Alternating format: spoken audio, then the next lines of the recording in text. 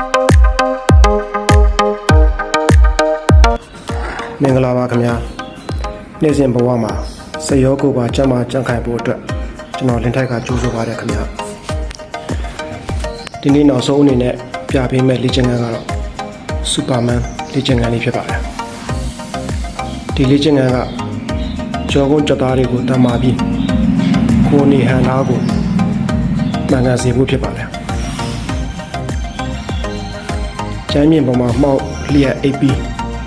လက်နှစ်ဖက်ကိုခေါင်းရှိဆန့်ထုတ်ထားပါလက်နှစ်ဖက်နဲ့ခြေထောက်နှစ်ဖက်ကိုလေထဲသို့တစ်ပြိုင်တည်းကြွလိုက်ပါလယ်ပင်ကိုမမော့ပါနဲ့ကျမ်းမြင့်ကိုပဲကြည့်ထားပါအပေါ်ရောက်ရင်20စက္ကန့်လောက်ထိန်းထားပြီးမှပြန်ချပါ10ချိန်လုပ်ပြီးပါ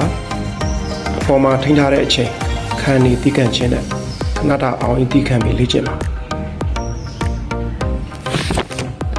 ဒီနေ့အတွက်တော့လေ့ကျင့်ခန်းလေးမျိုးပြည့်သွားပြီ